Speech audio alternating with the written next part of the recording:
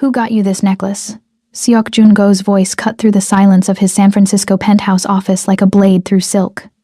And I realized that the man known as the Silent King, the exiled Korean Mafia heir who controlled empires from the shadows, wasn't asking his assistant a simple question.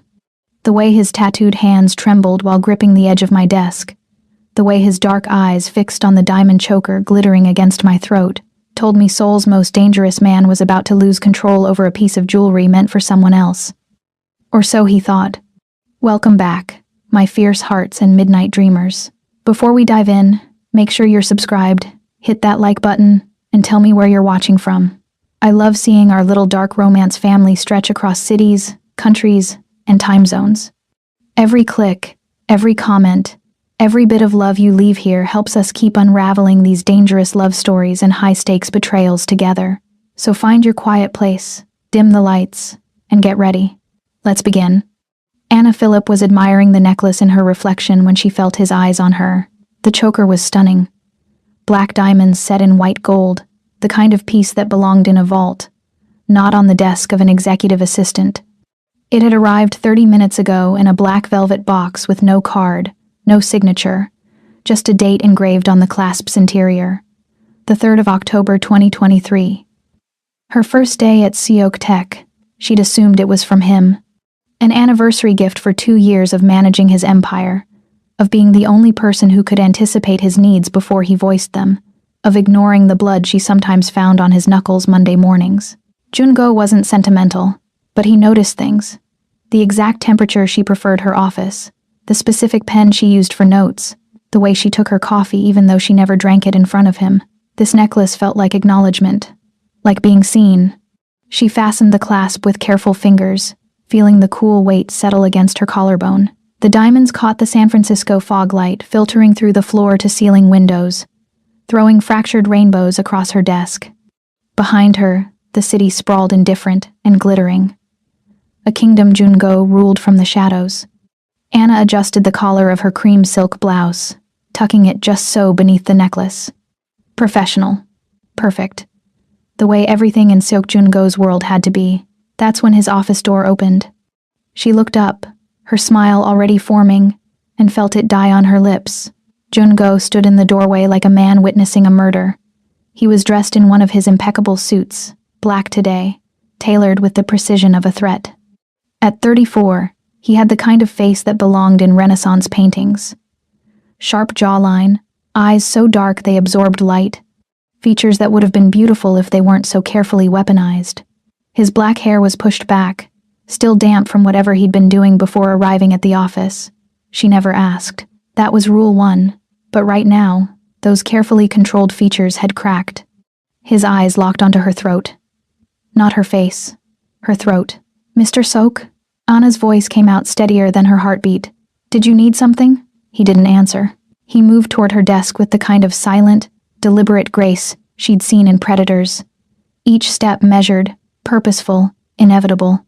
The tattoos she knew covered his chest and arms were hidden beneath the suit, but she could see the dragon's tail that crept above his collar, the ink seeming to writhe with each breath he took.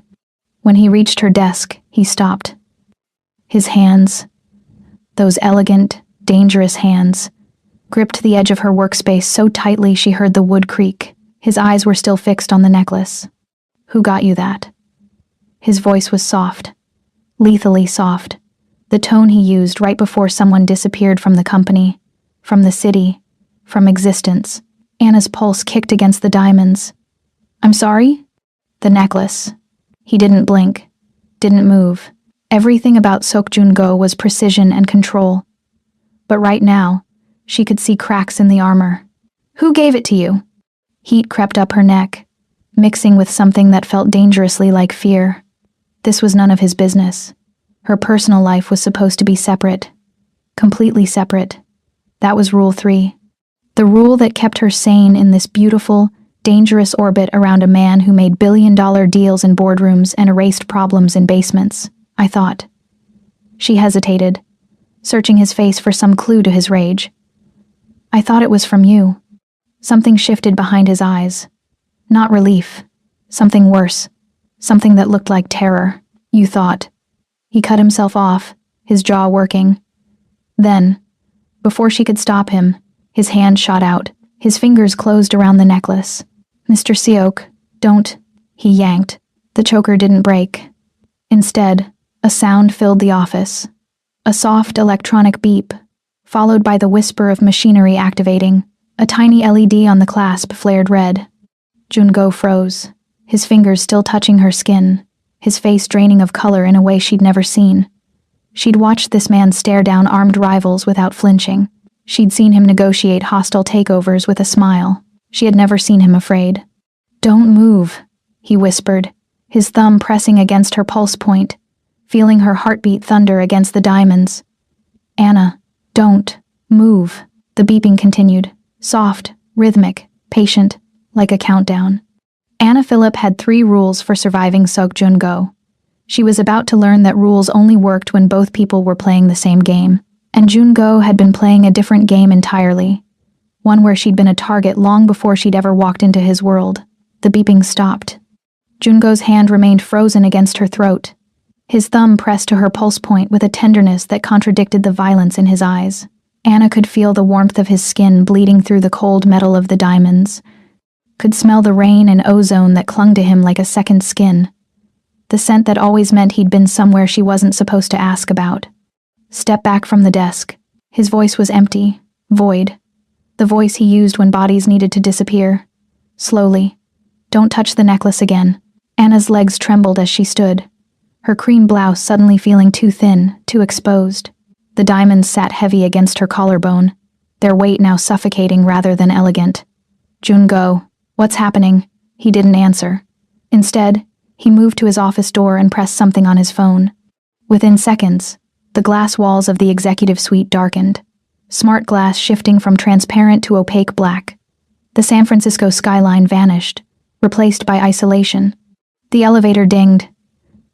3 men emerged, moving with the kind of coordinated silence that spoke of military training and worse. Anna recognized them, the ones who came in the black SUVs, the ones who called Jungo Hyungnim instead of Mr. Seok, the ones whose suits couldn't quite hide the bulk of concealed weapons. Rule 1. Never ask questions about the men in black SUVs. She'd just broken Rule 1 by existing in the same space as them during daylight hours. "Lock it down," Jungo said, without looking at them. "No one in or out. Pull the surveillance footage from the last 72 hours. I want to know every person who came within 50 feet of this floor, every delivery, every goddamn breath taken near this office." The average person in San Francisco was captured on camera roughly 70 times a day. Anna had read that statistic once, thinking it was invasive. Now she understood. Jungo's paranoia wasn't madness. It was survival mathematics in a city where 31% of the wealth belonged to 1% of the population, and that 1% played by different rules, bloodier rules. One of the men, she thought his name was Dae-jung, moved toward her. Jungo's hand shot out, stopping him mid-step. "Don't touch her."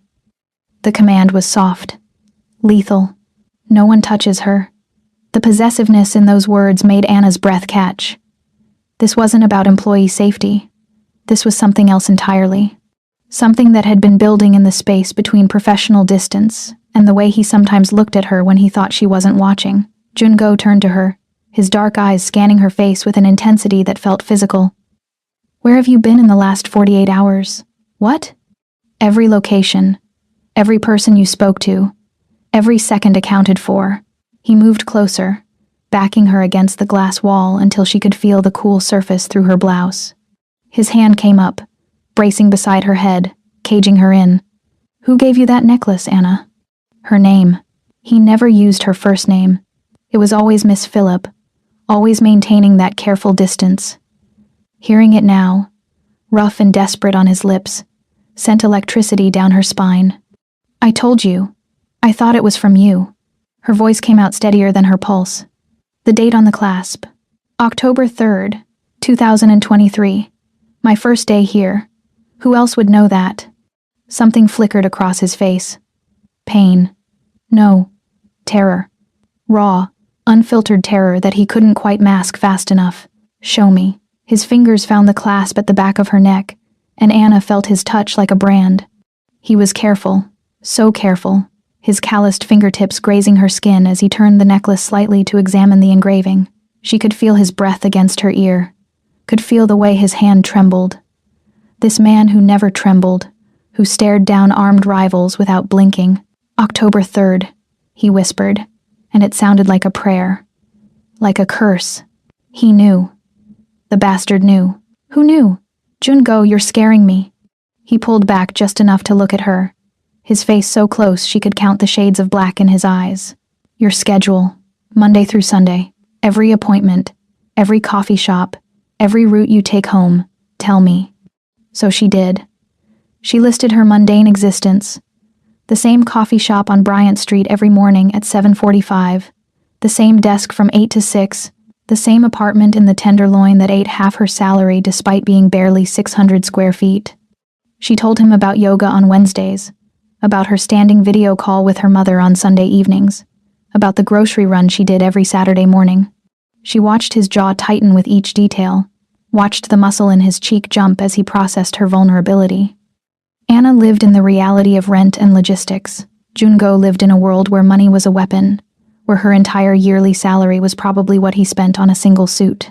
No one knew? He pressed. No deliveries? No strangers approaching you? No.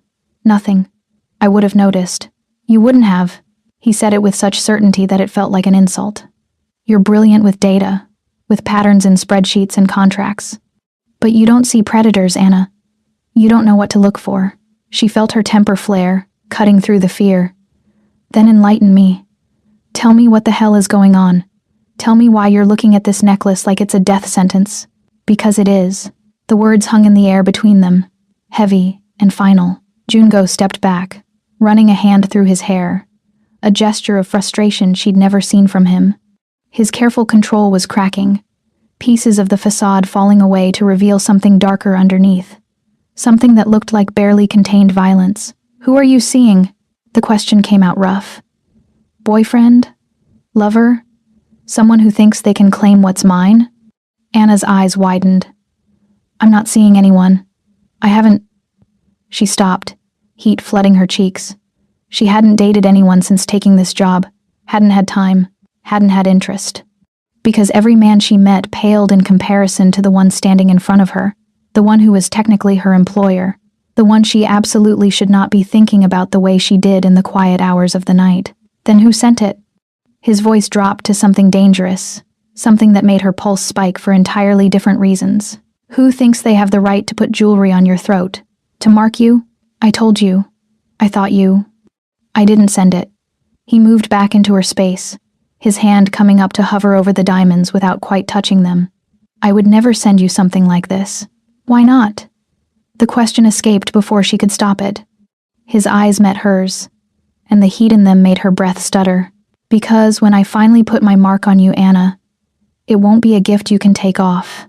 The implication hung between them, charged and dangerous. The professional boundaries they'd maintained for 2 years had just evaporated, burned away by the intensity of his gaze and the promise in his words.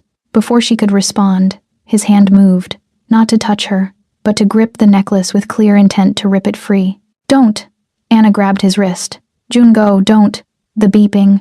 Too late. He yanked. The necklace didn't break. Instead, that soft electronic beep returned, louder now, insistent. The LED on the clasp flared from red to a pulsing amber, and Anna felt something shift in the mechanism, a subtle click of machinery engaging against her skin. Jungo froze, his hand still gripping the necklace, his knuckles white with strain. She could see his pulse hammering in his throat, could see the dragon tattoo on his neck seem to writhe with each frantic heartbeat. Get Kenji, he said to the men behind him, his voice deadly calm despite the terror in his eyes. Get him here now. And find out who delivered this package. I want names, addresses, surveillance footage from every camera within a mile radius of this building. Hyungnim. Now. The men scattered. The door clicked shut behind them, leaving Anna alone with Jungo and the beeping device wrapped around her throat like a promise of death.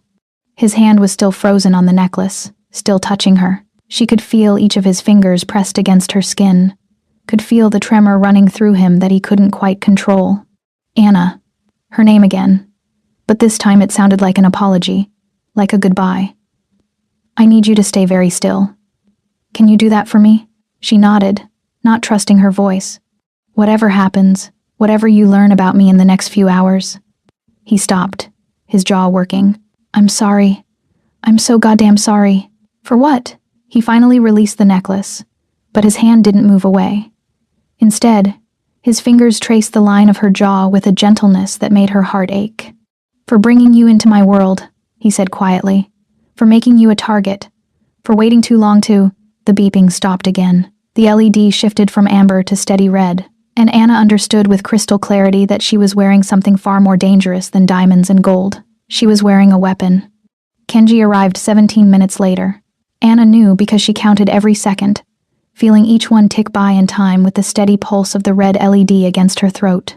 He looked nothing like Jungo's other men. Smaller, younger, with wire-rimmed glasses, and the kind of nervous energy that suggested too much caffeine and not enough sleep. He carried a sleek black case that looked medical, and when he opened it, Anna saw equipment she couldn't name but recognized as expensive. Don't touch it, were his first words, directed at Jungo. His English carried a slight Japanese accent, crisp and precise. I mean it, Hyung Nim. Don't touch it. Don't try to remove it. Don't even breathe on it too hard. Then what do I do? Jungo's voice was still that terrible calm, the kind that preceded violence. You let me look. Kenji approached Anna like she was an unexploded bomb. Maybe she was. Miss Phillip, I'm going to scan the device.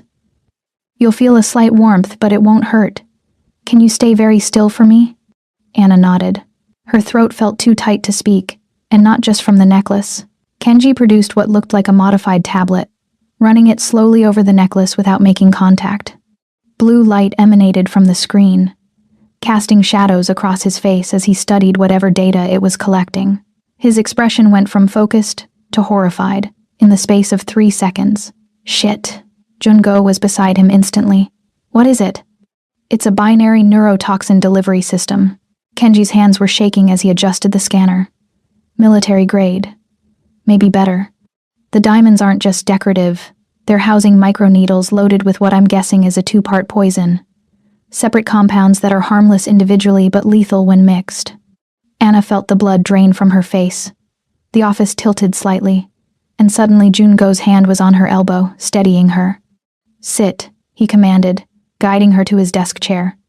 He crouched in front of her, his hands on her knees, his eyes searching her face. Breathe, Anna. Just breathe. There's poison in it? Her voice came out thin, reedy. On my neck right now? Not yet, Kenji said, still scanning. The compounds are contained in separate chambers. But the mechanism, he swore again in Japanese. If the clasp is forced open, it triggers injection. If it detects tampering, it triggers injection. And there's a geofence. Explain, Jungo said. GPS tracking. If Miss Phillip leaves a defined radius, I'd estimate 5 miles based on the signal strength. The device interprets it as an escape attempt and triggers injection. Kenji looked up from his scanner, his face grim. She's wearing a remote execution device. Sophisticated, expensive, and designed by someone who really understands both technology and human physiology. The room went silent except for the soft beeping of Kenji's equipment. Anna stared at Jungo, watching emotions flicker across his face too fast to catalog. Rage, fear, something that looked dangerously close to guilt. Can you remove it? His voice was barely a whisper. Not without the unlock code. There's a digital lock mechanism. Probably 16 to 20 digits based on the encryption I'm seeing. Without the code, any attempt to open it will trigger the injection. Kenji adjusted his glasses. And before you ask, no, I can't hack it. This isn't some black market tech. This is custom work. Government level, or close to it. Then trace it, Jungo said. Every component, every piece of code. Someone built this. Find them. I'm trying, but... Kenji froze, his eyes widening as something appeared on his screen. No, that's not possible.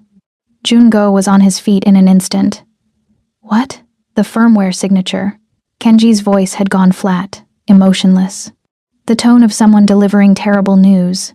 It's encrypted, but I can see enough of the architecture to recognize the style. Hyung Nim. This code was written by, say it, Sok Min-jae. The name meant nothing to Anna, but she watched it land on Jungo like a physical blow. He stepped back, his hand coming up to his mouth, his eyes going distant and dark. That's impossible, he said finally. He's dead. He's been dead for 10 years. Apparently not. Kenji was still staring at his screen. This code is his signature work, the same encryption patterns he used for the family's old security systems. I'd recognize it anywhere.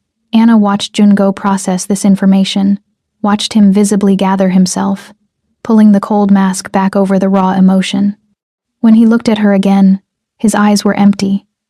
The same look he'd had that first day she'd met him, when she'd thought he was just another tech CEO, just another rich man in a suit. She'd been so wrong. Who is Min-jae? She asked quietly. Jungo didn't answer immediately. He moved to the windows, staring at the darkened glass as if he could see through it to the city beyond. When he spoke, his voice was distant, detached. My older brother, the heir to the Sok family empire before the tech company, before the legitimate businesses. He said, legitimate, like it was a curse. 10 years ago, there was a coup. Internal family politics, rival factions. Min-jae was supposed to die in a warehouse fire in Oakland. I saw the body. You saw a body, Kenji corrected softly. Not necessarily his. He's been alive this whole time. Jungo's hand curled into a fist against the glass. Watching. Waiting. And now He stopped, turning to look at Anna with an expression that made her chest tighten. You're not random. You were chosen specifically. He's using you to get to me. Why me? Anna's voice was barely a whisper. Because he knows. The words came out rough, tortured. He's been watching long enough to know what you mean to me. The admission hung in the air between them, heavy with implications neither of them was ready to unpack. Anna felt heat flood her face, felt her heart stutter against her ribs. Hyungnim, Kenji interrupted gently. There's more. The device has a battery life of approximately 48 hours. After that, the failsafe triggers automatically. Failsafe? Anna heard herself ask. If the battery dies, the device interprets it as tampering and triggers injection. Kenji looked at his watch. Based on the charge level I'm reading, I'd estimate you have 46 hours and 32 minutes before that happens. 2 days. She had 2 days to live unless they found Jungo's supposedly dead brother and got an unlock code from him. Anna felt something shift inside her, the fear crystallizing into something harder, sharper. She'd spent 2 years being professional, being perfect, being the ideal assistant. She'd spent 2 years pretending she didn't feel anything for the dangerous man who paid her salary. Those 2 years felt like a waste now, with death sitting cold and precise against her throat. Then we have 46 hours to find him, she said, and was proud when her voice came out steady. Jungo turned to look at her, and something in his expression shifted. Pride, maybe. Or recognition. You should be screaming, running, demanding to know why this is happening. Would it help? No. Then I'd rather spend the time being useful. She stood, feeling the weight of the necklace shift with the movement. You said he's been watching us. For how long? Long enough to know the date you started working for me, Jungo said. Long enough to know that date matters to me. Why does it matter? She watched him carefully, saw the way his jaw tightened. Because in San Francisco's tech sector, Asian Americans make up 28% of the professional workforce, but hold less than 14% of executive positions. I built Sok Tech to be different. I wanted the best, regardless of background. He paused. You walked into my life on October 3rd with a portfolio that made every other candidate look amateur. You were brilliant, fierce, and you looked at me like I was just another boss, not the silent king of San Francisco's underworld. That date is the day I started counting my life in terms of before and after. Anna felt the confession settle into her bones, felt it rearrange something fundamental in her understanding of their relationship. So he's not just attacking you, she said slowly. He's attacking us. There is no us, Jungo said, but his eyes said otherwise. There can't be. Why not? She moved toward him, watching him tense. Because you're dangerous? Because you have enemies? I'm wearing a death collar, Jungo. I think it's a little late for protecting me from your world. He closed the distance between them in 2 strides. his hand coming up to cup her face with a gentleness that contradicted everything about him. His thumb traced her cheekbone, and Anna felt herself lean into the touch despite everything. "When this is over," he said quietly, "when you're safe, you're going to leave. You're going to take the severance package I offer you and disappear into a normal life, with normal men who don't have brothers who build death traps. And what if I don't want normal?" His eyes darkened. "Anna, I've spent 2 years being professional," she interrupted. 2 years pretending I don't notice the way you look at me when you think I'm not paying attention. 2 years ignoring the fact that my heart races every time you walk into a room. If I'm going to die in 46 hours, I'm done pretending." The silence that followed was electric, charged with everything they'd left unsaid for 2 years. Kenji cleared his throat. "I'm going to go analyze this data in the other room, and probably be anywhere else for the next few minutes." He left, door clicking shut behind him, leaving Anna alone with Jungo and the weight of her confession. "You can't want this," Jungo said finally. "You can't want me. Tell me you don't feel it too," Anna challenged. "Tell me these 2 years have been nothing to you. Tell me I imagined every loaded glance, every careful distance you maintained, every time you made sure I was safe without making it obvious." He couldn't. She could see it in his eyes, in the way his control was fracturing. "You deserve better," he said instead. "Someone clean, someone who doesn't have blood on his hands. I don't care about your hands." She reached up, covering his hand with hers where it still cupped her face. "I care about you." Something broke in him then. She saw it happen, saw the careful walls he'd maintained for 2 years crumble under the weight of her words and the reality of her mortality. 46 hours, he said roughly.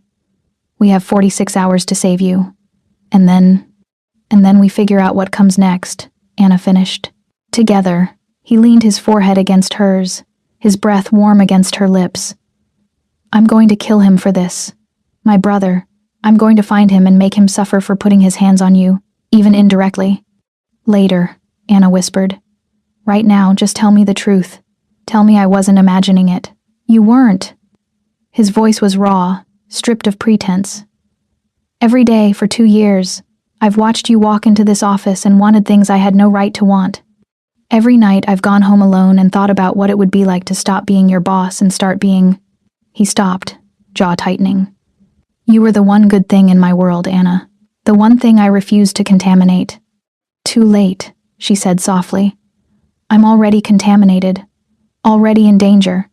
So stop protecting me from yourself and help me survive the next 46 hours." He pulled back just enough to look at her, his dark eyes searching her face like he was memorizing every detail.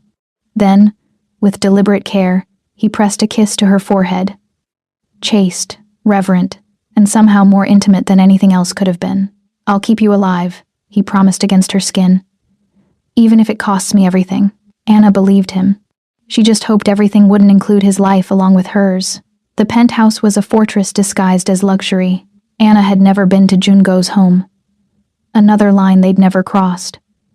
But she wasn't surprised to find it occupied the top 2 floors of a building in Pacific Heights, with views that stretched from the Golden Gate to the Bay Bridge. The kind of real estate that represented the 31% of San Francisco's wealth concentrated in 1% of hands. The kind of wealth that was built on blood as much as business. Kenji had set up a command center in what should have been a dining room. Multiple screens displaying surveillance footage, maps, and code. Jungo's men moved through the space like shadows, speaking in low voices, checking weapons with the casual efficiency of people who did this for a living. Anna sat on a leather sofa that felt like it belonged in a museum, trying not to think about the countdown ticking away on her neck. 44 hours and 17 minutes, according to Kenji's latest scan. The door opened. Anna looked up, expecting another one of Jungo's security team. Instead, she found herself staring at the most beautiful woman she'd ever seen. She moved like water, graceful and inevitable, her black dress clinging to curves that belonged in fashion magazines. Her hair was swept up in an elegant twist, her makeup flawless, her whole presence screaming the kind of refined wealth that Anna could never hope to achieve on an assistant's salary. Even one as generous as Jungo paid. The woman's eyes found Jungo across the room, and something in her expression softened. Familiarity, intimacy. "Jungo," she said, and even her voice was perfect. Low, melodic, speaking his name with an ease that Anna had never allowed herself. Jungo looked up from the tactical map he'd been studying with Dae-jung. His expression didn't change, but Anna saw him tense, saw something flicker across his face too fast to read. Yuna. He said it like a warning. The woman, Yuna, crossed to him without hesitation, her hand reaching out to touch his arm with casual possession. I came as soon as I heard. Are you hurt? I'm fine. Are you? Yuna's eyes scanned him like she had the right, like she'd done it 1,000 times before. Kenji said there was an incident. He said. Her gaze shifted to Anna, taking in the necklace with sharp focus. Is that it? Yes. Yuna moved toward Anna before she could process what was happening. She crouched in front of the sofa, her eyes level with Anna's, studying the diamonds with the kind of clinical interest that suggested education and experience. Don't touch it, Jungo said sharply. I wasn't planning to. Yuna's attention never left the necklace. Binary delivery system? Neurotoxin? How did you? Because I know Min-jae's work. She said it simply, like discussing a mutual acquaintance. He always did have a flair for the dramatic. Turning jewelry into weapons? Very on brand for him. Anna found her voice. Who are you? Yuna's eyes met hers, and Anna saw intelligence there, cold and calculating. A friend of Jungo's, an old friend. The emphasis on old felt deliberate. Yuna is a specialist, Jungo said from across the room. His voice had gone flat, emotionless. In toxicology and chemical weapons. A poisoner, Yuna corrected with a small smile. Let's not pretty it up with euphemisms. She stood, turning back to Jungo. You should have called me months ago when you first suspected Min-jae was active.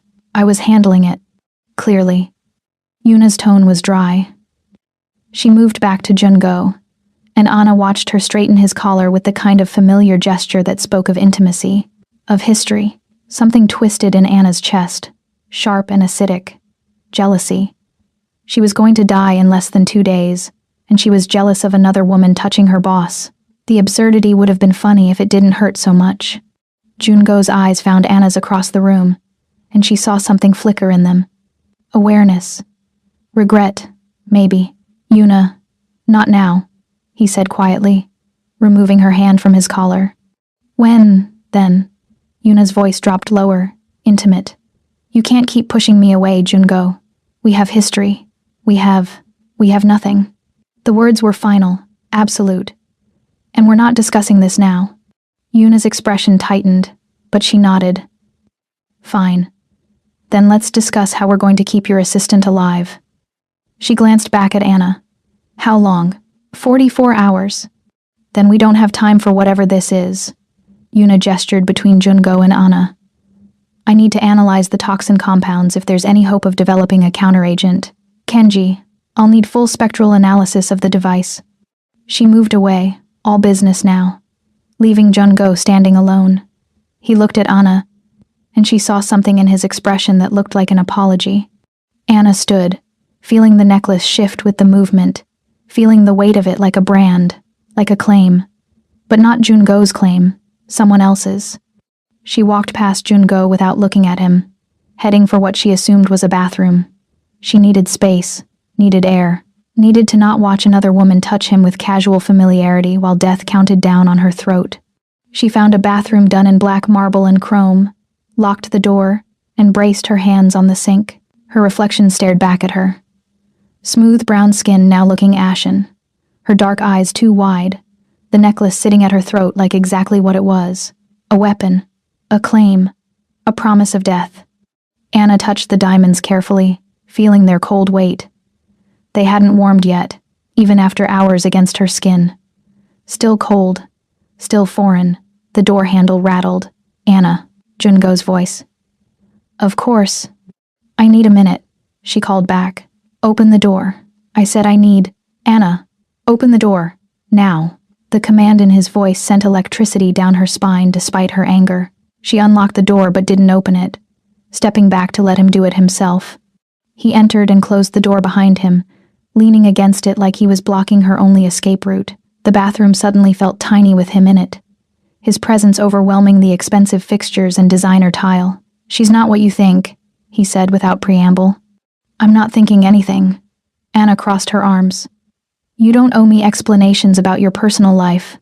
I'm your employee, your assistant who happens to be wearing a death sentence that your brother put there. You're not just my assistant. The words came out rough, and you know it. Do I?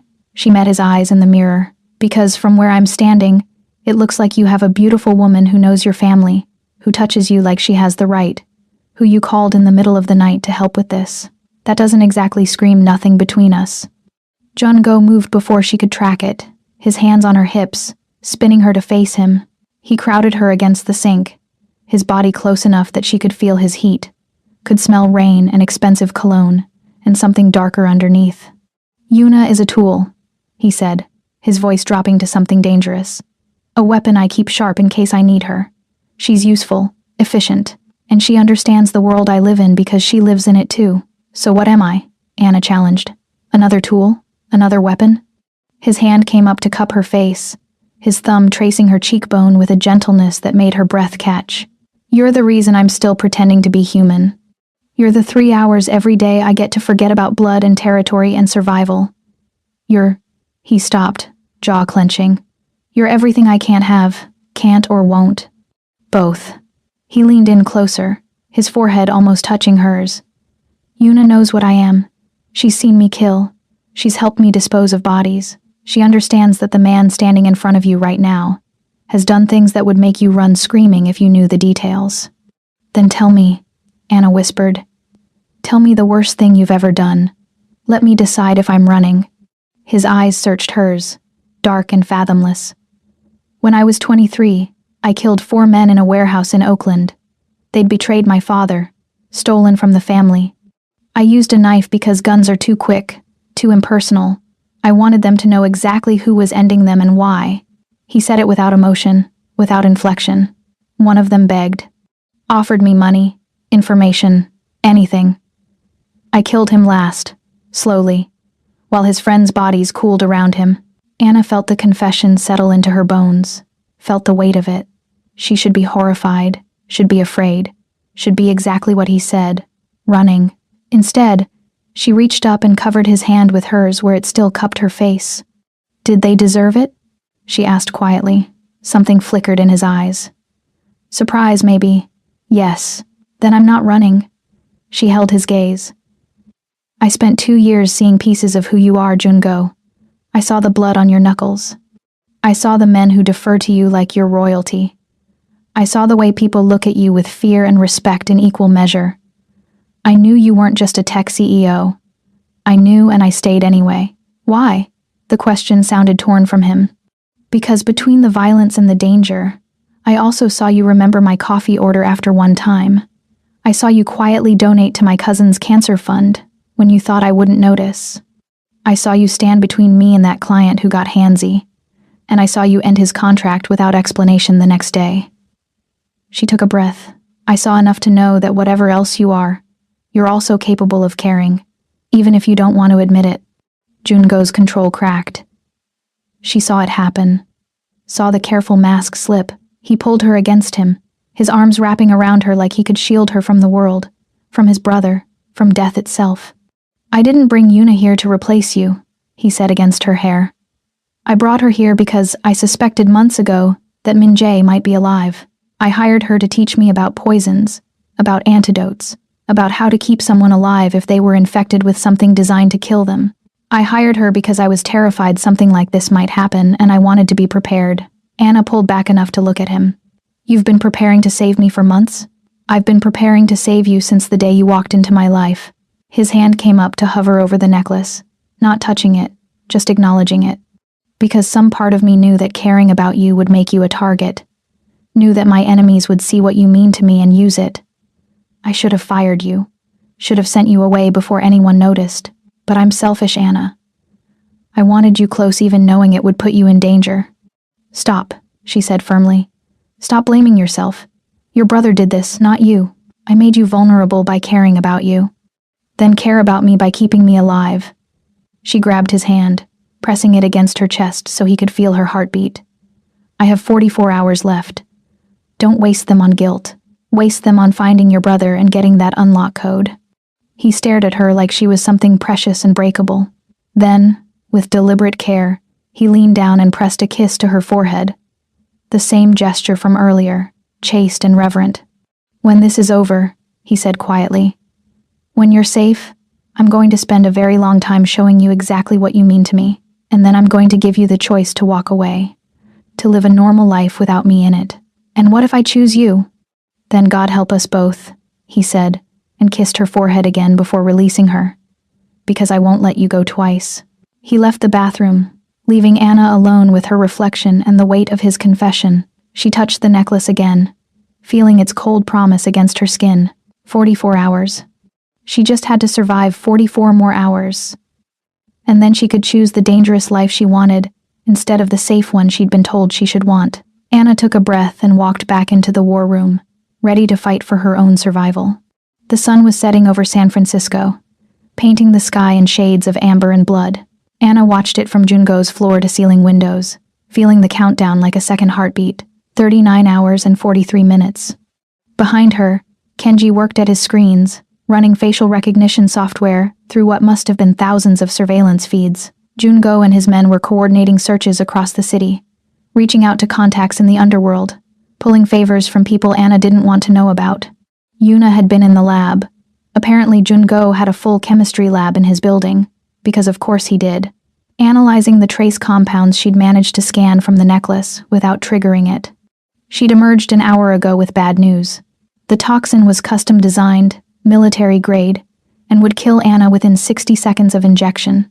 No known antidote, so their only option was the unlock code, which meant finding Min Jae. "Miss Phillip," Kenji's voice was gentle. "Could you come look at this?" Anna crossed to his station, careful not to move too quickly. The necklace had been quiet for hours, its LED a steady red pulse, but she was hyper-aware of it now. Aware of the mechanics against her skin, the poison waiting mere millimeters from her jugular. Kenji's screen showed what looked like financial records, columns of numbers and dates scrolling past. "I've been tracing the package delivery," he explained. "The courier service was a dummy company, created 3 days ago and dissolved immediately after the delivery. But the payment trail is interesting." He highlighted a series of transactions. The money originated from an account in the Cayman Islands, but before that, it passed through a series of shells. I managed to trace it back to its source. He pulled up another screen. This one showed a photograph. A man in his 50s, smiling at a charity function, his arm around a woman Anna didn't recognize. "Who is that?" she asked. "According to the metadata, his name is James Phillip." Kenji glanced at her. "Any relation?" The world tilted. Anna gripped the desk to stay upright, staring at the photograph of a man she'd spent most of her life trying to forget. Her father. The man who'd left when she was 12, walking out with barely a word and never looking back. The man who'd left her mother struggling to keep their tiny apartment, who'd missed every birthday and graduation and moment that mattered. "That's my father," she heard herself say. "But I don't understand. What does he have to do with this?" Kenji pulled up more files. According to these records, James Phillip was employed by the Seok family from 2010 to 2015. He was listed as a financial consultant, but the money he handled, he shook his head. This was cash that needed cleaning. He was laundering money for the syndicate. Anna felt sick. "There's more." Kenji's voice was gentle, like he was delivering a terminal diagnosis. In December 2013, approximately $50 million went missing from several Seok family accounts. The same month Min Jae supposedly died. And James Phillip disappeared around the same time. "No." Anna's voice was barely a whisper. "No, he wouldn't. I'm sorry, Miss Phillip." Kenji pulled up more records. "But it looks like your father helped Min Jae fake his death and stole $50 million from the family in the process. He's been living under an assumed name in the Bahamas for the last 10 years. The room was spinning. Anna felt Jungo's hands on her shoulders steadying her, and only then realized she'd been swaying on her feet. "Sit down," he said quietly, guiding her to a chair. "My father." The words tasted like ashes. "My father worked for your family. My father stole from you. Anna. That's why I'm wearing this." She touched the necklace with shaking fingers. "I'm not collateral damage. I'm not even a pawn. I'm payment. Interest on a debt my father left behind." The math was brutal in its simplicity. Her father had stolen $50 million and disappeared, leaving her behind to grow up in poverty, to struggle through college with loans and scholarships, to fight for every opportunity. And now his debt was literally wrapped around her throat, counting down to payment in blood. He knew. Anna looked up at Jungo, feeling tears burn behind her eyes. When I applied for the job here, when I started working for you, my father knew who you were. He knew I'd be working for the family he stole from. We need to find him, Jungo said, his voice carefully controlled. If Min Jae has been in contact with your father, he might know where my brother is hiding. Or my father is hiding with him? Anna felt something hard and cold settle in her chest. They worked together before. Why not now? Kenji pulled up another file. I found correspondence between an encrypted email account I've traced to Min Jae and your father's current identity. The most recent message was sent 3 days ago. It says, "Package delivered. The girl has no idea. How long before you make your move?" 3 days ago. Right before the necklace arrived at her desk. He knew, Anna whispered. My father knew Min Jae was going to kill me, and he helped anyway. The betrayal cut deeper than the death sentence. Her father had abandoned her once when she was a child. Now he was helping murder her for money he'd already stolen. Jungo crouched in front of her chair, his hands coming up to frame her face, forcing her to look at him. We're going to find them. Both of them. And we're going to make them pay for this. I don't care about payment. Anna's voice came out steady despite the tears she could feel threatening. I care about surviving. I care about not dying because of debts I didn't even know existed. You're not dying. Jungo said it like a command, like he could will it into reality through sheer force of conviction. I won't allow it. You don't get to decide. Yes, I do. His thumb wiped away a tear that had escaped despite her best efforts. You're mine to protect, Anna. You have been since the day you walked into my office. Your father's debts aren't yours. His sins aren't yours. And you sure as hell aren't paying for them with your life. Min Jae clearly disagrees, she said bitterly. Then I'll kill him. Jungo said it with the same casual certainty most people use to discuss the weather. I should have done it 10 years ago. I should have made sure he was actually dead instead of trusting a body in a burned-out warehouse. Yuna appeared in the doorway. I have something. She looked between Jungo and Anna, reading the tension. The email correspondence Kenji found includes GPS coordinates embedded in the metadata. Sloppy work, honestly. Min Jae must have gotten arrogant. Where? Jungo stood, his hand still on Anna's shoulder. Oakland. An abandoned warehouse district near the port. Yuna crossed to Kenji's station, pulling up a map. Same area where the coup happened 10 years ago. He's gone back to the beginning. It could be a trap, Daejung said from across the room. It definitely is a trap, Jungo agreed. But we don't have a choice. We have... He glanced at Anna. How long? 38 hours and 12 minutes, she said quietly. Jungo's jaw tightened. Then we spring the trap. Kenji, I want full tactical planning. Daejung, assemble the team. We go in tonight. You're not going, Anna said suddenly. Everyone turned to look at her. Anna. You're not going, she repeated, standing to face him. This is exactly what he wants. He put this necklace on me to draw you out. He's been waiting 10 years for a chance to finish what he started. If you walk into that warehouse, you're giving him exactly what he wants. And if I don't, you die. Then let me die, she said it calmly, rationally, watching his face go white. I'm serious. One life versus whatever damage your brother can do if he kills you and takes over your territory. The math isn't difficult. Jungo moved before she could process it, his hands on her arms, pulling her against his chest. Don't. His voice was raw, stripped of all control. Don't you dare suggest that. Don't you dare make me choose between your life and anything else, because you will win every time. Do you understand me? Every time.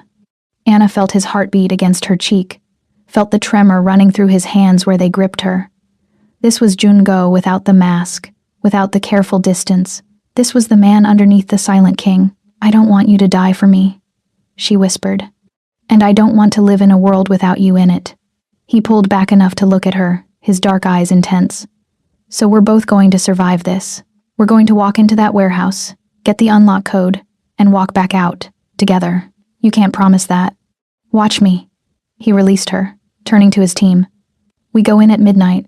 I want 3 entry points covered, snipers on the high ground, and every exit sealed. If Min Jae is in that warehouse, he's not leaving it alive. Anna watched him shift back into command mode, watched him plan an assault with the same precision he used for corporate acquisitions. She thought about her father, hiding somewhere with Min Jae, helping plot her death for money. She thought about the little girl she'd been, waiting by the window for a father who never came home. That little girl had learned to be strong, to be independent, to need no one. She'd built walls around her heart and told herself she was fine alone. But she wasn't alone anymore. She had Jungo, with his blood-stained hands and his dragon tattoos and his absolute conviction that he could save her. She had 38 hours left, and she was going to spend them fighting beside him, not hiding behind him. "I'm coming with you," she said suddenly. Jungo turned. "Absolutely not. It's my life on the line. My father involved. I'm coming." "Anna, you said I was yours to protect." She moved toward him, holding his gaze. "That goes both ways.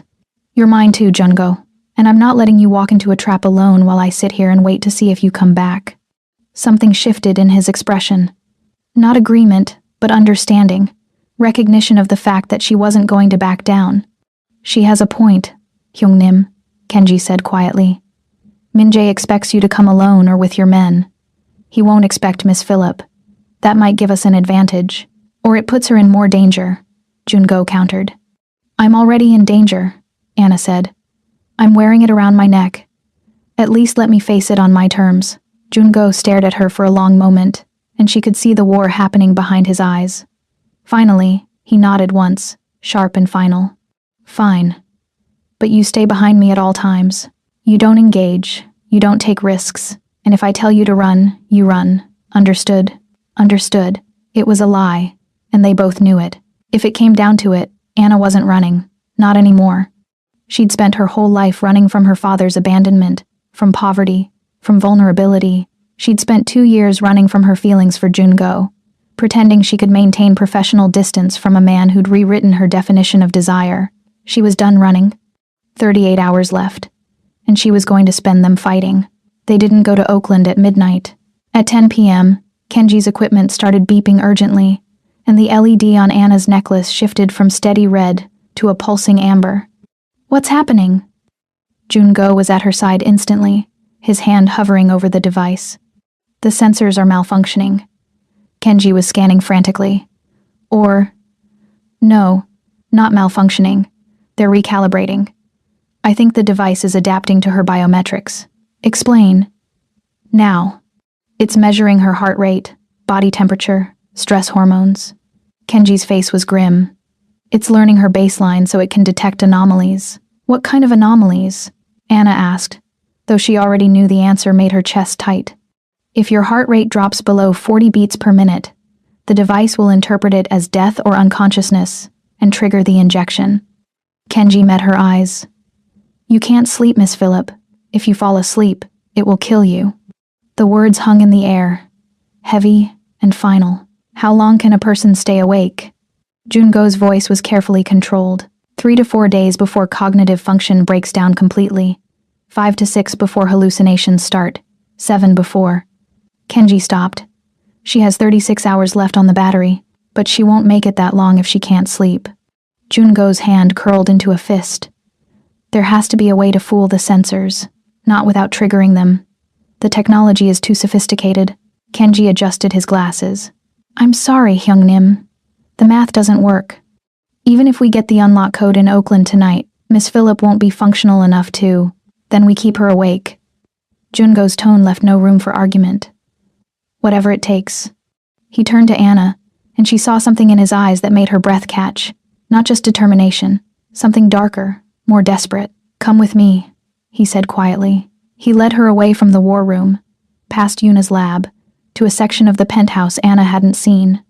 A bedroom, his bedroom, she realized, decorated in shades of black and gray with floor-to-ceiling windows overlooking the city. The bed was massive, modern, and suddenly seemed to dominate the space. Jungo closed the door behind them, leaning against it like he was blocking the world out. "You can't sleep," he said, "which means I need to keep you awake. Keep your heart rate elevated, your system stimulated. Coffee?" Anna tried for lightness and failed. Not enough. He pushed off the door, moving toward her with that predatory grace she'd come to recognize. I need to keep you present, alert, feeling. I need to override your body's desire to rest. Anna's pulse kicked up, and she wondered if the necklace was measuring it, cataloging this new spike. How? Jungo stopped in front of her, close enough that she could feel his heat. By giving you something more compelling than sleep to focus on. His hand came up to cup her face, thumb tracing her lower lip with deliberate care. Anna felt electricity shoot down her spine, felt her body respond to his proximity in ways she'd been suppressing for 2 years. I'm going to tell you things, he said quietly. True things I've never said out loud. And every time you look like you might drift, every time your eyes get heavy, I'm going to bring you back. Whatever it takes. Do you trust me? Anna thought about the question. Thought about this man who'd killed 4 people in a warehouse, who commanded an underground empire, who'd been planning to save her life for months without telling her. Yes, she said simply. Something flared in his eyes. Relief, maybe, or desire.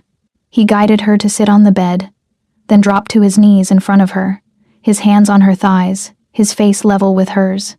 The first time I saw you, he began, his voice low and intimate. You were wearing a gray suit and carrying a portfolio that was held together with duct tape. You walked into my office like you owned it, looked me in the eye, and told me that my company's branding was adequate but uninspired. Do you remember? Anna nodded. She'd been terrified during that interview, but she'd also been broke and desperate enough to be honest. I hired you before you finished your presentation, Jungo continued. Not because of your portfolio, though it was brilliant. I hired you because you looked at me like I was just another boss, not the silent king. You didn't flinch when I walked into the room. You didn't show fear. You showed confidence and competence and fire. His hands tightened on her thighs, and I knew in that moment that you were dangerous to me. Dangerous how? Her voice came out breathy. Because I wanted you immediately. Wanted to know what that confidence tasted like.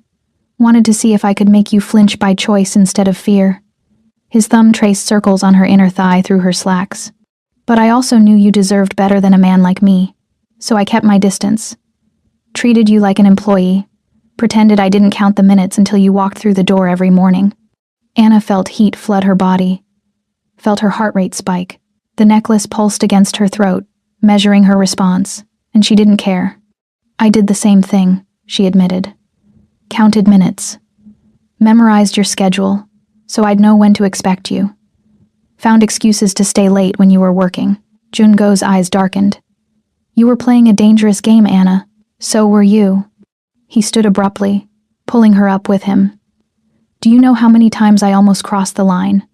How many times I wanted to lock my office door and show you exactly what you did to me? Tell me. She felt reckless now, the proximity of death making her bold. Tell me what you wanted. Everything. The word came out rough.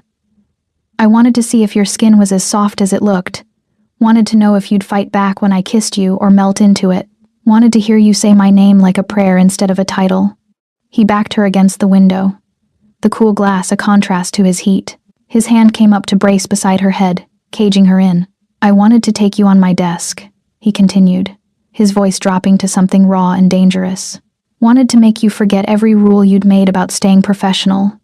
Wanted to ruin you for normal men, for safe choices, for anything that wasn't me. Anna's breathing was ragged now, her whole body hyper-aware of his proximity. Why didn't you? Because you deserved the choice. Deserved to come to me without power dynamics or pressure. Deserved to know what you were getting into before you committed. His thumb traced her jawline. But now you're here, wearing death around your throat, and I'm done pretending I don't want you. Done maintaining distance. So I'm going to keep you awake, Anna, and I'm going to do it by showing you exactly what these 2 years could have been. He kissed her. It wasn't gentle or tentative. It was possession and desperation, and 2 years of restraint shattering like glass. Anna kissed him back just as fiercely, her hands fisting in his shirt, pulling him closer. Jungo's hand slid into her hair, angling her head to deepen the kiss. His other hand found her hip, pulling her against him so she could feel exactly what effect she had on him. When they finally broke apart, both breathing hard, Anna felt more awake than she had in hours. Your heart rate is elevated, Junko said against her lips. Good, let's keep it that way. He kissed her again, slower this time, deliberate. His mouth moved from her lips to her jaw, to the spot just below her ear that made her gasp. He was careful around the necklace, never touching it, working around the death sentence with the same precision he brought to everything. Tell me to stop, he murmured against her throat. And I will. Tell me this is too much, and we'll find another way to keep you awake. Don't stop. Anna pulled him back to her. Please don't stop. So he didn't. He kept her awake with kisses and confessions, with stories about the things he'd wanted to do during those 2 years of professional distance. He kept her present with touch that never quite crossed into explicit but lived in the space between promise and fulfillment. Every time her eyes grew heavy, he'd shift tactics. A new revelation, a different touch, something to spike her adrenaline and pull her back from the edge of sleep. I used to watch you take notes during meetings, he said hours later, his fingers tracing patterns on her arm. You had this habit of biting your lower lip when you were concentrating. It drove me insane. I'd sit through entire presentations thinking about what it would feel like to bite that lip myself. Anna felt heat flood her body again, felt the exhaustion trying to pull her under and fought it back. I knew you were watching. Sometimes I did it on purpose. His eyes darkened. Dangerous game. I like danger. She traced the tattoo visible at his collar. The dragon's tail. Show me the rest of it. Junko hesitated, then slowly unbuttoned his shirt. Anna watched ink emerge, a dragon that wrapped around his torso. Intricate and beautiful, scales rendered in black and gray that seemed to move in the low light. It's traditional, he explained. The dragon represents the family, the power. Each scale is a territory we control, a business we own. The head. He turned slightly, showing her how the dragon's head wrapped over his heart. The head is inked over the place we're supposed to protect. The heart of the empire. Anna reached out, tracing the scales with gentle fingers. It's beautiful. It's a brand, a claim, a reminder of what I am. He caught her hand, pressed it flat against his chest so she could feel his heartbeat. But right now, all I want is to forget about empires and territories and focus on keeping you alive. Then keep me awake. She pulled him down to her. Tell me more secrets. More truths. Make me feel alive. So he did. He told her about the loneliness of being the silent king, about the weight of running an empire built on blood. He told her about the first time he realized he was in love with her. 6 months in, when she'd brought him lunch because she'd noticed he'd been skipping meals during a major acquisition. You didn't make a big deal of it, he said, his fingers playing with her hair. Just set it on my desk and went back to work. But it was my favorite meal from a restaurant I'd never told you about. You'd paid attention, remembered, cared enough to notice I wasn't taking care of myself. Of course I noticed, Anna said. I always noticed. I know.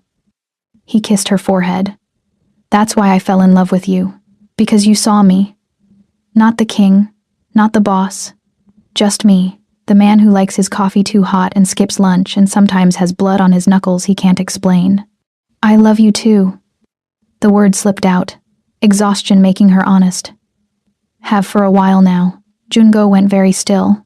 Then his arms tightened around her, pulling her close. Say it again, he commanded softly. I love you. Anna looked up at him. Even knowing what you are. Even wearing this. She touched the necklace carefully. Even if I die in... She glanced at the clock. 29 hours. I love you, Junko. He kissed her like a drowning man finding air, desperate and consuming. When he pulled back, his eyes were bright with something that looked like tears, though she knew he'd never admit it. You're not dying, he said fiercely. I won't allow it. We're going to Oakland. We're getting that unlock code, and then I'm going to spend the rest of my life proving I'm worth the faith you have in me. You already have, Anna whispered. He held her through the night, keeping her awake with stories and touches and promises. Every time exhaustion tried to drag her under, he'd find a new way to bring her back. A confession she hadn't heard, a touch she hadn't felt, a revelation that made her pulse spike and her heart race above that deadly 40 beats per minute. As dawn broke over San Francisco, painting the sky in shades of gold and pink, Anna was still awake. Exhausted but alive. Loved and held and fighting, 28 hours left. and she was going to survive them. Oakland at dusk looked like a painting of urban decay. Rusted shipping containers stacked like forgotten toys. Warehouses with broken windows gaping like missing teeth. The kind of landscape where bad things happened and nobody heard screams. The warehouse district near the port had been slowly dying for a decade, and Min-jae had apparently been dying right along with it. Or not dying, as the case turned out to be. Jun-go's team had set up a perimeter an hour before sunset. Anna watched from inside one of the black SUVs, Kenji beside her with his equipment, Yuna checking weapons with the calm efficiency of someone who'd done this many times before. 24 hours and 18 minutes left on the necklace. The GPS spoofer Kenji had rigged in the SUV was the only reason she was still breathing. It was currently tricking the device's location sensors, though Kenji had warned that a direct short-range radio signal from Min-jae could still override it. Anna's exhaustion was a living thing now, pressing against her consciousness like a physical weight. Jun-go had kept her awake through the night, but now her body was screaming for sleep, for rest, for anything that wasn't this constant hyper-vigilance. The necklace knew. The LED had been pulsing amber for the last hour, warning that her biometrics were approaching dangerous territory. "Stay in the vehicle," Jun-go said for the third time, checking his weapon with practiced ease. He was dressed all in black now, no expensive suit, just tactical gear that made him look exactly like what he was. A man built for violence. "We've been over this," Anna said. Her voice sounded thin even to her own ears. "And we'll go over it again." He turned to her, his eyes hard. "You stay here with Kenji. You don't leave this SUV. You don't take risks. If something goes wrong, Kenji drives you straight to the airport, and you disappear. Jun-go. Jun-go. Promise me." He crowded into her space, his hand coming up to cup her face. "Promise me that if this goes bad, you'll run. You'll take the money Kenji has for you, and start over somewhere my family can't find you. But the necklace, Yuna has been working on a temporary bypass. It'll buy you maybe 6 hours before the failsafe triggers. 6 hours to get far enough away that when it happens, it won't be my brother pulling the trigger." His thumb traced her cheekbone. "Promise me, Anna." She looked into his eyes and saw what he wasn't saying, that he didn't expect to survive this, that he was making peace with dying as long as she had a chance to live. "No," she said firmly. "Anna, no. I'm not promising to run while you die. I'm not spending the last 6 hours of my life without you, wondering if you're alive or dead. We survive together or not at all." Jun-go's control cracked.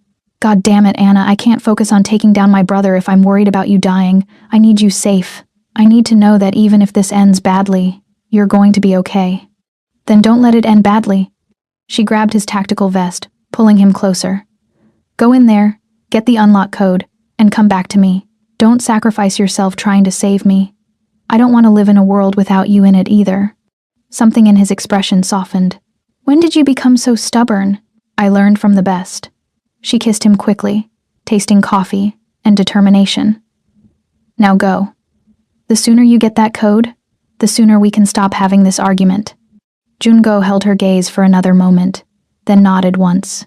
He touched his forehead to hers, a brief moment of intimacy, then pulled back and turned to his team. "Standard formation. Dae-jung takes point. I want eyes on all exits before we breach. And remember, Min-jae is mine. No one kills him but me." The team moved out with military precision, disappearing into the gathering darkness. Anna watched them go, feeling her heart try to hammer out of her chest. "He'll be fine," Kenji said quietly beside her. "Hyungnim has survived worse. Has he survived his brother before?" Kenji didn't answer, which was answer enough. They waited. Minutes stretched like hours. Kenji monitored radio chatter, tracking Jun-go's team through the building via the small cameras they'd planted during recon. Anna watched the screens, seeing glimpses of her world walking through darkness. Jun-go moving with lethal purpose, his men flanking him, weapons ready. "They're approaching the central warehouse," Kenji narrated. 3 heat signatures inside. One matches Min-jae's profile from old footage. The other 2, he frowned. One is stationary, the other is moving toward the entrance. Anna leaned forward, squinting at the thermal imagery. "Who's stationary?" "Unknown. But they're not armed based on the heat signature. They're just..." Kenji's eyes widened. "They're tied up. Hyungnim, Someone's restrained inside. Jungo's voice came through the radio, distorted but clear. Copy that, proceeding with caution. They watched as Jungo's team breached the warehouse. The thermal cameras showed them spreading out, weapons raised, moving toward the heat signatures with coordinated precision. Then Jungo's voice again, but different now. Shocked. It's him. It's James Phillip. Anna's breath stopped. My father? Kenji nodded grimly, pointing at the stationary heat signature. Tied to a chair in the center of the room. This is a trap. Pull them out, Anna said urgently. Tell them to abort. I can't. Radio silence now that they're inside. Kenji was typing frantically. The building is lined with signal jammers. I can receive but not transmit. They're on their own. They watched helplessly as Jungo approached the figure in the chair. Even through the thermal imaging, Anna could see the moment he recognized her father. Could see him go still with recognition or rage or both. Then the moving heat signature rushed forward. Anna saw it happen in slow motion. Saw Min-jae emerge from the shadows. Saw him crash into Jungo. Saw them both go down in a tangle of limbs and weapons. The other heat signatures, Jungo's men, converged, but more shapes appeared on the thermal. Reinforcements. Min-jae had been waiting with an army. No, Anna whispered. No, no, no. Gunfire erupted. She could see the muzzle flashes even through the thermal imaging, could see bodies falling, could see chaos consuming the warehouse. And then, horribly, she saw Jungo go still. Kenji, she said, her voice surprisingly calm. Give me a weapon. Miss Phillip, give me a weapon now, or I'm going in there with my bare hands. Kenji looked at her for a long moment, then reached under the seat and produced a handgun. Safety's here. Point and shoot. And Miss Phillip? Don't die. Hyungnim would never forgive me. Anna took the gun, feeling its weight settle into her palm. She'd never fired one before, but she'd watched enough of Jungo's training sessions to understand the basics. She opened the SUV door. Miss Phillip, wait. She didn't wait. She ran toward the warehouse, the necklace bouncing against her throat, the gun heavy in her hand, exhaustion and adrenaline mixing into something that felt like clarity. The warehouse loomed ahead, gunfire echoing from inside. Anna found a side entrance that Jungo's team had left open, slipped through into darkness and chaos.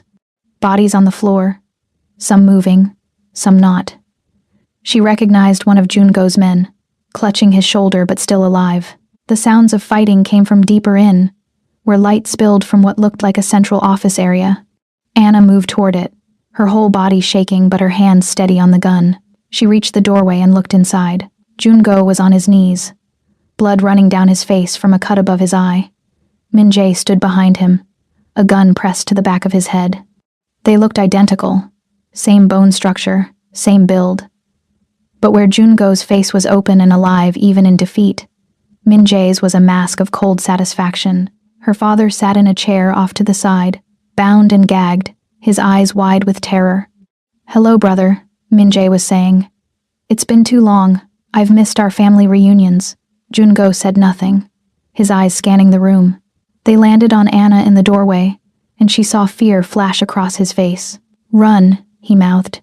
She stepped into the room instead. Min-jae's head turned, and Anna got her first good look at Jungo's supposedly dead brother. He had the same sharp features, the same dark eyes, but where Jungo had a kind of contained violence, Min-jae radiated cruelty. It was in the twist of his smile, the cold calculation in his gaze. Ah, he said, his English carrying a heavier Korean accent than Jungo's. The girl, the leverage. How convenient of you to deliver yourself. Let him go, Anna said, raising the gun with shaking hands. Take the coat off this necklace. Let him go, and You'll what? Min-jae laughed. Shoot me? You're trembling so hard I doubt you could hit the wall, let alone me. He pressed the gun harder against Jungo's skull. Drop it or I paint the floor with my baby brother's brain. Anna's finger tightened on the trigger. Don't, Jungo said quietly. Anna, please, don't do this. Listen to him, Min-jae suggested. He's trying to save you. Very noble. Very stupid. He glanced at the necklace around Anna's throat, the LED now pulsing a frantic amber. How much time do you have left? 20 hours? 19? The code is 16 digits. Would you like to try guessing? Anna kept the gun raised, her mind racing. She couldn't shoot. She'd never fired a weapon. And Min-jae was right that she was shaking too hard to aim properly. But she also couldn't just surrender. Not with Jungo's life on the line. Her eyes found her father, still bound and gagged. He was shaking his head frantically, trying to communicate something. Why? She asked Min-jae, stalling. Why use me? Why not just kill Jungo and take what you want? Because killing him quickly would be boring. Min-jae's smile widened. He took everything from me. My position, my territory, my life. I wanted him to know what it felt like to lose something precious. To watch it die slowly while being completely powerless to stop it. I never took anything from you, Jungo said, his voice steady despite the gun at his head. You lost everything when you tried to betray the family. When you killed our father. Our father was weak, Min-jae spat. He wanted to go legitimate, to wash away the blood and pretend we were respectable. I was saving the family from his softness. You were destroying it, Jungo countered. And I stopped you. I should have made sure you stayed stopped. Min-jae's face twisted with rage. His finger tightened on the trigger. Anna saw it happening, saw the decision forming in his eyes. She did the only thing she could think of. She threw the gun at Min-jae's face. It wasn't strategic. It wasn't graceful. But it worked. Min-jae flinched, ducking instinctively, and his gun moved away from Jungo's head for just a second. Jungo moved. Anna had seen him fight before during training sessions, had seen the controlled violence he was capable of. But this was different. This was survival. This was two brothers with a decade of hatred between them, fighting for dominance in the space of heartbeats. They crashed into each other, both reaching for weapons, both trying for killing blows. Anna scrambled back as they rolled past her, a blur of black tactical gear and desperate violence. A gunshot. Anna's heart stopped, then another. The brothers separated, both on their feet now, both bleeding. Jungo had a gash across his ribs. Min-jae was clutching his shoulder where blood seeped between his fingers. You were always the weaker one, Min-jae panted. Always needing approval. Always trying to do the right thing. It made you predictable. Controllable. And you were always alone, Jungo countered. So focused on power you forgot to build loyalty. That's why your coup failed, Hyung. That's why you've been hiding for 10 years instead of fighting. You have no one. I have enough. Min-jae's good hand moved to his phone, still in his pocket. One button, and the girl's necklace triggers. Do you really want to test my resolve? No, everyone froze. Anna felt the necklace like a brand against her throat, felt the LED pulsing its warning. 19 hours and 43 minutes left, but it wouldn't matter if Min-jae pressed that button. Don't, Jungo said quietly. Please, Hyung. We can end this without her dying. Take me. Take the territory.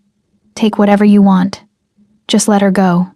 But she's the whole point, Min-jae said. She's the thing that makes you weak. The thing that makes you human. And I can't have you being human, Jungo. I need you dead. His finger moved toward his phone. Anna didn't think. She lunged forward, not at Min-jae, but at her father, pulling the gag from his mouth. The code, she shouted at him. Tell me the code. Her father gasped for air. Don't lie to me. Anna grabbed his shirt. You helped him build this. You helped him plan my murder. Tell me the goddamn code, or I swear I'll 8107201512235799. Her father screamed it all at once, the numbers tumbling out in a desperate rush. Anna memorized them in an instant, her tired mind suddenly crystal clear. 16 digits. October 7th, 2015. The date he'd disappeared. The date he'd chosen death over his daughter. Min-jae's face went white with rage. You weren't supposed to. Jungo hit him before he could finish. A brutal strike that sent Min-jae sprawling. The phone skittered across the floor. Jungo was on him in seconds, pinning him down, his hands wrapped around his brother's throat. Anna ran to where the phone had fallen, scooped it up with shaking hands. She found the app. There, a simple interface with the necklace's serial number and a button labeled Trigger, and below it, a smaller button, Emergency Unlock. She pressed it. Nothing happened. Then a prompt appeared. Enter 16-digit code. Her fingers flew across the screen, entering the numbers her father had given her. 81072015122357, processing. Anna held her breath, feeling the necklace pulse against her throat. Verified. Unlock sequence initiated. Remain stationary for 30 seconds. The LED shifted from amber to green. Anna stood perfectly still, counting 30 seconds that felt like 30 years. Behind her, she could hear Jungo and Min Jae still fighting, could hear her father sobbing, could hear sirens in the distance. Someone must have called the police. 25 seconds. 26. 27. The necklace clicked. The clasp released, and the weight fell away from her throat into her hands. Anna caught it, staring at the device that had been her death sentence for the last 2 days. Then she dropped it on the concrete floor and watched Jungo's men crush it under their boots until it was nothing but diamonds and broken circuits. She looked up to find Jungo staring at her, Min Jae unconscious at his feet, blood on both their faces but both alive. "It's off," Anna said, her voice breaking. "It's off. I'm free. He crossed to her in 3 strides and kissed her like the world was ending and she was the only thing worth saving. Anna kissed him back with everything she had, tasting blood and relief and the desperate joy of survival. When they finally broke apart, both breathing hard, Jungo pressed his forehead to hers. "Never again," he said fiercely. "Never again do you come into danger for me. Never again do you—" "Together," Anna interrupted. "From now on, we face danger together. That's the deal." He looked like he wanted to argue. Then something in his expression softened. "Together," he agreed. The sirens were getting closer. Jungo's men were moving efficiently, securing Min Jae, helping the wounded, preparing for the inevitable explanations. Anna's father was still tied to the chair, still sobbing, and Anna realized with distant surprise that she felt nothing looking at him. No anger, no grief, just a cold kind of emptiness. "What happens to him?" she asked Jungo quietly. "Whatever you want." Jungo's arm tightened around her. "He's your father. Your call." Anna walked over to where her father sat, looked down at the man who'd abandoned her twice now. Once as a child, once as a death sentence. "I don't want him," she said finally. "Not his punishment, not his apology, not anything. He's a stranger who happens to share my DNA." She looked at Jungo. "Can you make him disappear? Not kill him, just make him gone?" Jungo nodded. "Consider it done." As they walked out of the warehouse together, Anna realized she was finally free. Not just from the necklace, but from the weight of her father's abandonment, from the rules she'd made to survive Jungo, from the fear that had been holding her back for 2 years. The sun was setting over Oakland, painting the sky in shades of amber and gold. Anna was alive, and she was going home with the man she loved. Everything else could wait. The sirens had been the signal to separate. One last look, one squeeze of her hand, and Jungo had disappeared into the shadows before the first federal vehicle breached the perimeter. The FBI arrived at the Oakland warehouse 23 minutes after the necklace came off Anna's throat.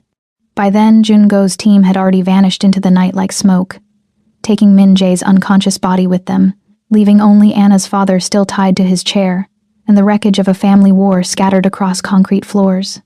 Anna sat in the back of an ambulance, a blanket wrapped around her shoulders despite the mild evening, watching federal agents swarm the building. They'd checked her vitals, scanned her throat where the necklace had been, asked questions she'd answered with careful precision.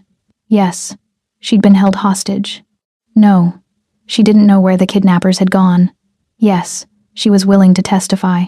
All lies, delivered with the same competence she'd used to run Jungo's schedule for 2 years.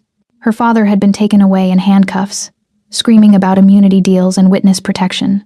Anna had watched him go with the same empty feeling she'd had looking at him in that chair. No anger, no grief, just the cold understanding that some debts could never be repaid. "Miss Phillip." Agent Morrison approached, his FBI badge reflecting red and blue lights from emergency vehicles. "We're going to need you to come with us. Protective custody until we can assess the full scope of the threat against you."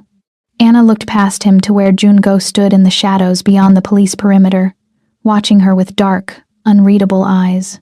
He was covered in blood, his own and Min Jae's, but he stood like a king surveying conquered territory, unbowed despite his injuries. Their eyes met across 50 feet of crime scene tape and jurisdictional chaos. He'd saved her life. She'd saved his. They were even now. Except they weren't even at all. Because Anna had spent 2 years falling in love with a man who lived in a world of violence and strategy. And she wasn't sure she could survive in that world long term. "Miss Phillip?" Morrison prompted. "Yes," Anna said quietly, tearing her gaze away from Jungo. "Protective custody. That's probably wise." She saw Jungo's jaw tighten, saw his hands curl into fists. But he didn't move, didn't try to stop her, didn't argue, because he understood what she was doing. Choosing survival over desire, choosing safety over the dangerous pull between them.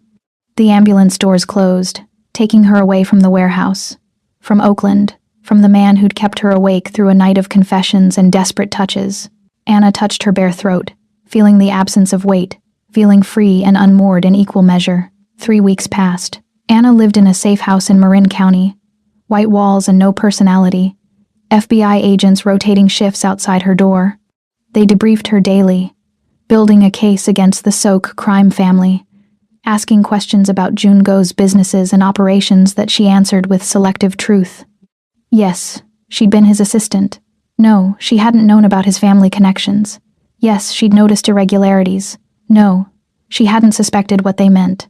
More lies, because the truth was too complicated. That she'd known exactly who Jungo was and had chosen to stay anyway. That she'd fallen in love with the Silent King despite understanding what his hands had done. That she'd weaponized her own father's betrayal to save the man who'd weaponized her heart. The agents believed her performance. They saw what they expected. A competent assistant who'd been an innocent victim, traumatized by her brush with the criminal underworld, eager to cooperate and move on with her life. They didn't see the way she counted days like she'd once counted down the necklace timer. 21 days since Oakland. 21 days since she'd seen Jungo's face, heard his voice, felt his touch. 21 days of slowly dying from the inside out. Grief for a man who was alive but might as well be dead for all the access she had to him. Anna stood at the window of her safe house, watching fog roll in from the bay, thinking about the warehouse and the way Jungo had looked at her before the ambulance doors closed. Like he was letting her go. Like he understood she needed distance to figure out if she could survive loving him. The door behind her opened without warning. Anna spun, expecting Agent Morrison with his daily debriefing schedule. Instead, she found Yuna standing in the doorway, dressed in designer black, looking like she'd walked through federal security like it didn't exist. "You need to come with me," Yuna said without preamble. Anna's heart kicked against her ribs. "Where?" "Somewhere you've needed to be for 3 weeks." Yuna's expression was unreadable. "He's been patient, Miss Phillip. More patient than I've ever seen him, but patience has limits, and you've reached his.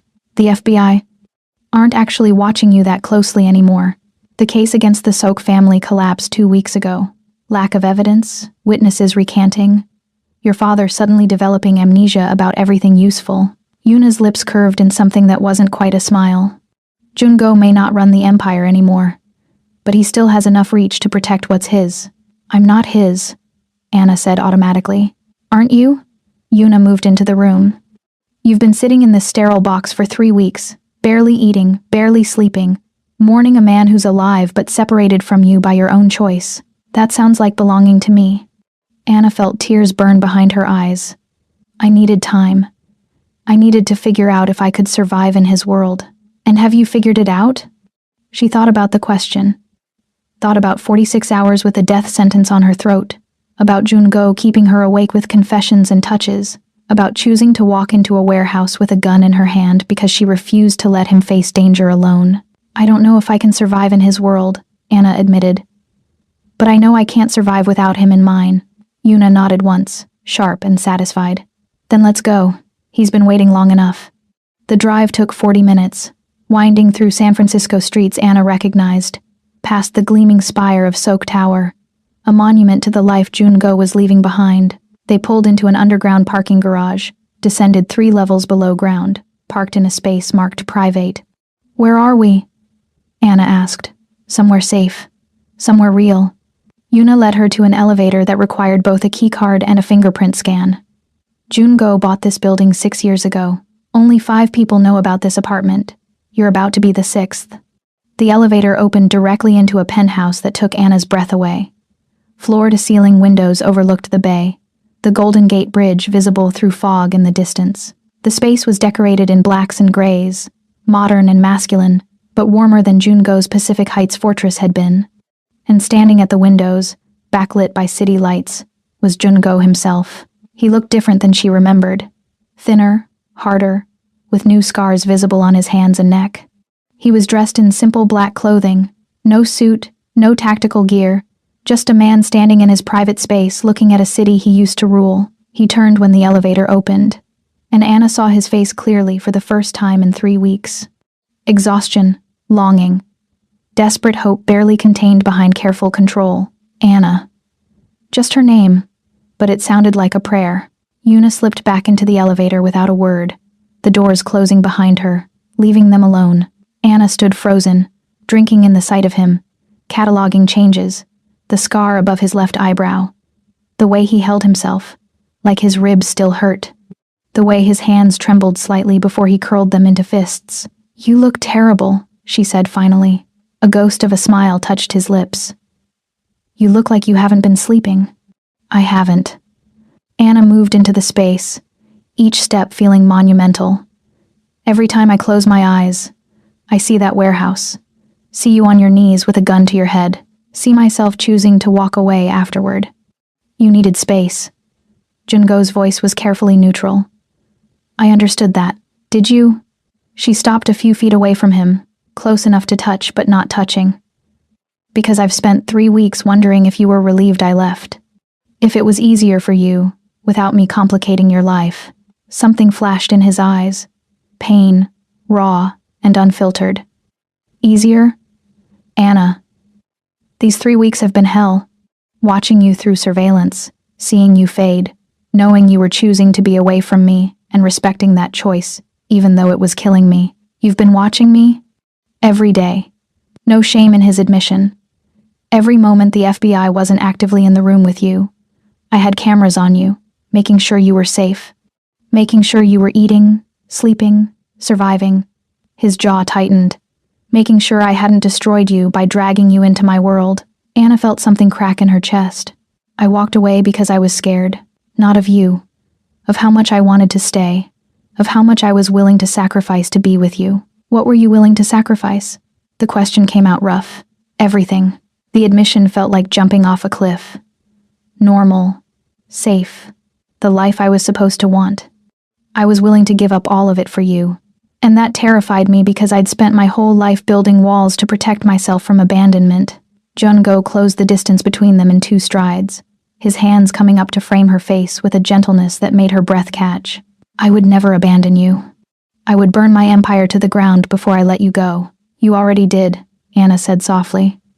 "Una told me the case collapsed, that witnesses recanted. You dismantled your own territory to protect me. It was never mine." His thumb traced her cheekbone. "The empire, the territory, all of it. It was survival, necessity. You're the only thing I've ever wanted just for the sake of wanting." Anna felt tears spill over, running down her face, dampening his hands. "I spent 3 weeks trying to convince myself I could live without you, trying to be rational about the danger, about the life you lead. And?" His voice was barely a whisper. "And I can't." She grabbed his shirt, pulling him closer. "I can't live without you. Can't breathe properly without you. Can't sleep because you're not there keeping me awake with stories and confessions. I choose you, Jungo.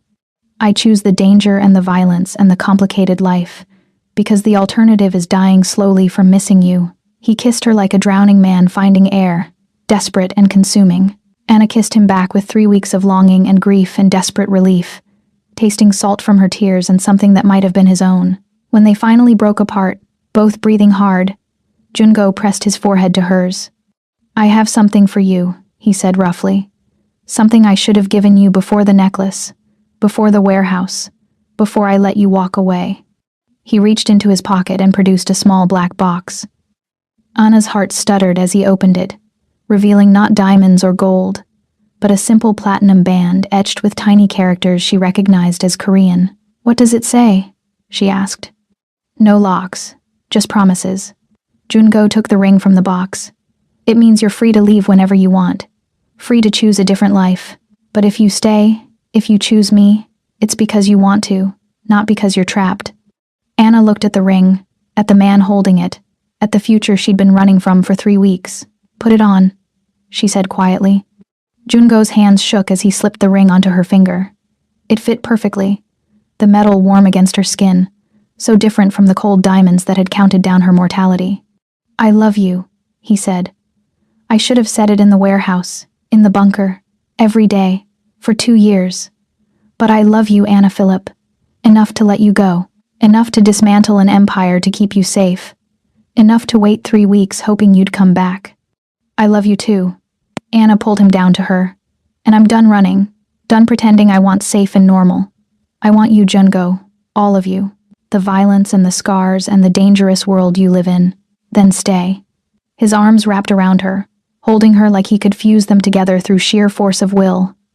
Stay with me, build something new, figure out who we are without death hanging over us. Yes, Anna whispered against his throat. Yes to all of it. They stood like that for a long moment. 2 broken people holding each other together, choosing each other despite all the logical reasons not to. Finally, Jungo pulled back enough to look at her. I have a plan. If you're interested, always interested in your plans. His lips curved in that rare, genuine smile that still made her heart skip. 6 months from now, Paris. A fresh start where the Soak name means nothing, and we're just 2 people trying to be normal. We'll never be normal, Anna said. Then we'll be extraordinarily abnormal together. He kissed her forehead. What do you say? Anna thought about it. About freedom, about starting over, about building a future on foundations of choice rather than necessity. Paris, she agreed. 6 months. And Jungo? Yes? Don't make me wait that long to take me to bed. I've been awake for 3 weeks missing you. Heat flared in his eyes, dark and promising. Then let me remedy that. He lifted her easily despite his healing injuries, carrying her toward a bedroom she hadn't seen yet, toward a future they'd build together one choice at a time. Behind them, San Francisco glittered through floor-to-ceiling windows. The city they'd bled for, the empire Jungo had dismantled, the past they were choosing to leave behind. Tomorrow would bring new challenges. But tonight, they had each other, and that was enough. 6 months later, Paris welcomed them with rain and gray skies that reminded Anna of San Francisco fog. They'd arrived 3 days ago, checked into a modest apartment in the Marais district, and spent 72 hours doing absolutely nothing important. No empires to run, no enemies to fight, no death sentences counting down. Just 2 people learning how to be boring together. Anna stood on their small balcony, watching rain fall on cobblestone streets, wearing one of Jungo's shirts and nothing else, drinking coffee that was too strong and too perfect. Behind her, she could hear him moving through the apartment, the shower running, the sound of him getting ready for the day. They had plans, small plans, tourist plans. The Louvre this morning, lunch at some cafe Yuna had recommended, an evening walk along the Seine if the rain stopped. Normal plans for normal people, except they would never be normal. And Anna had made peace with that. The shower shut off. Minutes later, Jungo joined her on the balcony, dressed in jeans and a simple black sweater, his hair still damp, looking nothing like the Silent King, and everything like the man she'd fallen in love with. You're going to freeze, he said, wrapping his arms around her from behind, sharing his warmth. I'm from New York. This is nothing, but she leaned back into him anyway, feeling solid and safe and real. Liar. You're shivering. Then warm me up. His lips found the curve of her neck, and Anna felt heat flood through her that had nothing to do with temperature. 6 months of this, of learning each other without death hanging over them, of building intimacy in the spaces between danger, of choosing each other every morning without obligation or strategy. I have something for you, Jungo murmured against her skin. Anna smiled. You've already given me Paris. This is different. He released her long enough to pull a small envelope from his pocket. Open it. Anna turned to face him, studying the envelope. It was plain white, no markings, sealed with wax that bore the impression of a dragon. The Soak family seal. What is this? She asked carefully. Open it, he repeated. She broke the seal, pulled out a single piece of paper. Legal documents, dense with text she had to read twice to understand. Is this... Her voice caught. Jungo, is this what I think it is? Abdication papers. His dark eyes watched her carefully. Signed by every remaining member of the Sok family council. I'm officially exiled. No territory, no claim, no right to return to San Francisco or involve myself in family business ever again. Anna stared at the document, feeling the weight of it. You gave up everything. I gave up nothing that mattered. He took the paper from her hands, set it aside, and pulled her close. The empire was my father's dream, then my burden. It was never mine by choice. You are my choice, Anna. Every day, every moment. Paris is my choice. This life is my choice. What about Min Jae? They hadn't spoken his name in months, hadn't mentioned the brother who'd tried to kill them both. Exiled to Thailand under watch. If he tries to leave, if he tries to contact anyone in the family, the authorities there have been paid to make his life very difficult. Jungo's expression was cold. He's alive because you asked me not to kill him. He's forgotten because he's not worth remembering. Anna touched his face, feeling the scars there, the evidence of violence that would always be part of him. No regrets? About leaving? None. He caught her hand, pressed a kiss to her palm. About dragging you into that world in the first place? Every day, but you're here. So I'm choosing to see it as fate, rather than mistake. Very romantic. I'm working on it. His lips curved. Yuna says I need to read more poetry, be more expressive. Yuna has opinions about our relationship. Yuna has opinions about everything. Jungo guided Anna back inside, away from the rain and cold. She's in Tokyo now, consulting for a pharmaceutical company. Legitimate work, she claims, though I have my doubts. And Kenji? Still in San Francisco, still running tech security for what's left of the business. We talk once a week. He asks about you every time. Jungo pulled her down onto the couch, arranging her in his lap with casual possession. Everyone asks about you. Wants to know if you're happy, if you're safe, if I'm treating you right. Anna felt warmth bloom in her chest. And what do you tell them? That you're terrifying and stubborn and probably too good for me. But somehow I convinced you to stay anyway. He touched the ring on her finger, the platinum band she'd worn for 6 months, never removing it even to shower. That I'm the luckiest bastard in Paris. Flattery will get you everywhere. I'm counting on it. His hand slid under the shirt she was wearing. His shirt, his palm warm against her skin. We have 2 hours before we need to leave for the Louvre. 2 hours, Anna repeated, feeling heat build between them. Whatever will we do with that time?